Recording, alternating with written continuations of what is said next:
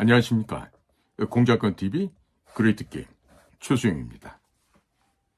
자, 지금 연초부터 각 부처마다 업무 보고 준비하느라 많이들 바쁘실 거예요. 이미 한 대도 있겠지만 제가 그러면요, 우리나라가 조금 더 진보하고 더 발전하게 한 가지 좀 제안을 오늘 드리고자 합니다. 특히 군 특수조직, 또 경찰 특수조직, 또 우리 국가정보기관, 국가정보원 이런 곳에 제가 주문하는데, 여러분들 그곳에서 일하시면서 문재인 씨가 판문점 도보다리에서 김정은에게 건너줬다고 하는 USB에 대해서 한 번도 생각해 보셨나요? 그 USB에서는 무슨 자료가 있었을까요? 아마 이 사실을, 내용이, 그 담긴 내용을 국민 여러분들께 아시면 어떤 일이 벌어질까요? 자, 제가 지금 평양에서부터 이슈된 이야기를 전달해 드리겠습니다. 평양의 핵심 부서에서 문재인이 지난 김정은과의 접촉한 자리에서 넘겨줬다는 USB, 그 USB를 펼쳐본 북한 핵심 심층부에서 나온 반응은 다음과 같습니다. 전부 다 눈이 뒤집어졌다 그럽니다. 이게 남쪽에 알려지면 이 한반도가 뒤집어질 거다. 왜 그러냐? 대략적으로 평양에서 나온 얘기는 다음과 같습니다. 첫 번째로, 문재인이 대한민국에 설치됐던 중수로, 경수로가 아닙니다, 중수로 원자력 발전소를 해체하려고 했다. 그리고 그 해체한 중수로 발전 장비를 북한으로 넘기려 했다. 그 이유는 중수로 핵발전소에서 핵발전소에 나오는 재처리 물품 중에 플루토늄이라는 것이 있는데, 그 플루토늄이 만들어줄 수 있는 대형 중수로 원자로를 북한으로 이관하고 대한민국에서는 더 이상 플루토늄이 만들어지지 못하게 근본적인 차단을 하는 거다. 이것은 있을지도 모르는 핵폭탄을 만들 때를 대비해서 대한민국은 절대로 핵무기를 가질 수 없게 하고, 반대로 북한 괴뢰가 핵을 미국보다도 더 많이 가질 수 있게끔 만드는 그러한 고도의 간첩들의 공작이었다는 거죠. 첫 번째가 우리나라 중수로 장비를 폐쇄하고 그 폐쇄된 그 핵발전 장비 중수로를 북한으로 넘겨서 북한으로 하여금 대량의 플루토늄을 만들게 하고, 또 북한이 핵무기를 더욱더 고성능 또 대량으로 구비하게끔 하는데 그 첫 번째 목적과 이유가 있었다는 거죠. 그래서 그 내용이 그 USB에 들어가 있었고, 두 번째로, 북한에게 막대한 경제 자금을, 즉 현찰을 퍼주는 계획이 포함되어 있는데, 우리 대한민국에서 막무가내로 북한 퍼주기를 반대하는 사람들이 있으니까 그것을 경제 차관이다. 마치 우리가 과거 소련 시절에 소련의 그 30억 불 차관했던 것처럼 그와 유사한 방식으로 그저 끝없이 경제 차관을 북한으로 제공하려고 했던 것이 그 두 번째 이유이고, 세 번째는 대한민국이 개발한 첨단 방위 산업 기술이 있습니다.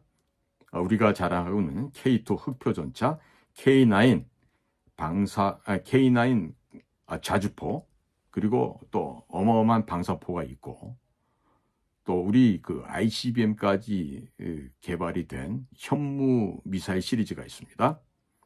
현무 5, 현무 5 같은 경우는요, 이 탄두 중량만 30톤에 이르는 어마어마한 무기 체제인데, 그러한 그 현무 미사일 시리즈도 우리 대한민국에서 완성을 했죠. 이와 같이 세계 최첨단의 이런 우리 방위 산업 기술을 해커들이 마음대로 와서 훔쳐갈 수 있게끔 해커들에게 개방하고 그 문호를 열어서 북에게 보내고자 했던 일이 그 USB 안에는 담겨 있었다는 것이죠. 즉 우리나라의 주요한 방위산업시설에 침투해 들어갈 수 있는 그 키, 암호 열쇠를 거기에 담아서 건네줬다는 겁니다. 실제로 윤석열 정부가 청와대에 들어가지 않고 용산으로 이주하겠다 하면서 발생했던 일이 있어요. 지금 많은 분들께서는 그 사실을 이미 잊어버린 분들이 대부분이시겠지만 당시 해커의 기술 유출이 있었다는 것을 확인했고 그와 관련된 자들을 체포한 바도 있었지만 그것이 다가 아니었습니다. 그래서 첫 번째, 한국의 핵발전 설비를 무력화시킴과 동시에 북에게 그것을 건네줌으로 북이 핵무장할 수 있게끔 도와주고, 두 번째, 끝없는 한없는 퍼주기를 통해서 북한에게 경제 원조를 차관 형식으로 주려고 했다라는 것. 그 다음에 세 번째, 발달된 세계 최고의 방위산업 시설을 자연스럽게 해커들에게 문호를 개방함으로 대한민국의 기술이 탈취돼서 북으로 넘어가게끔 그렇게 문호를 개방했다는 것. 그리고 이 모든 사실들을 대통령 기록물로 남기지 않고 모조리 다 없애버렸다는 것. 훗날 고등법원장의 지시로 또 국회의 가결 정족수 의원 수로 그 대통령 기록물들을 열람할 수 있기 때문에 대통령 기록물에도 남기지 않았다는 거. 그런데 지금 간과한 적이 한 가지 있습니다. 문재인이 그 USB 자료를 만들 때 과연 국가정보원 안에 대북 접촉 라인을 형성했던 서훈과 그 똘마니들은 그 작업에 관여를 안 했을까요? 100% 관여했다고 보고 있습니다. 그러면 상당 부분의 자료들이 국가정보원에도 있을 터인데 왜 박지원 서훈에 대해서 서해 공무원 이 선생님 사건으로는 고소고발을 하면서 USB를 넘긴 부분에 대해서는 국정원에서 왜 고소고발하지 않을까요? 이것은요, 제가 단언합니다. 국가정보원 내에 북의 사주를 받는, 북에 의해서 전염되고 포섭된 자들이 아직도 남아있기 때문에 그렇습니다.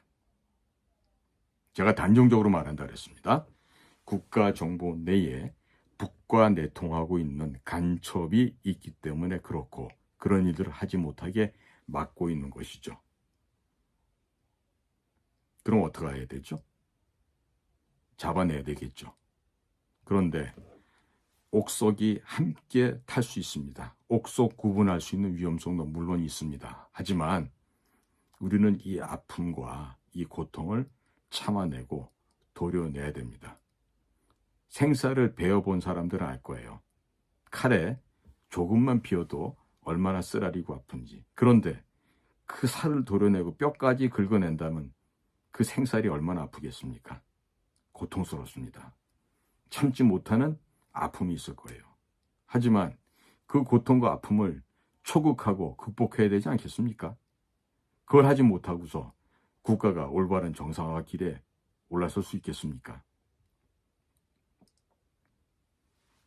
국민 여러분, 저는 오늘 저희 공장망을 통해서 입수한 내용의 아주 일부분을 국민 여러분들께 보고를 올렸습니다.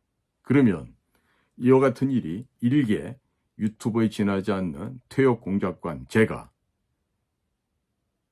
개인의 역량으로도 이렇게 수집할 수 있는 내용을 만약에 국가정보기관 수천 명, 수만 명이 일을 하면서 그 일을 하지 못한다면 그런 조직이나 그런 인원들은 밥 먹을 자격이 있겠습니까? 없겠죠. 한번 두고 보십시다. 문재인이가 김정은에게 건네준 USB, 그 어마어마한 국부가 유출되고 적을 이롭게 한 반역죄에 해당하는 이 국가 대역죄를 과연 국가정보기관에서 입수를 해서 국민 여러분들 앞에 공개할 수 있을지 한번 지켜보고자 합니다.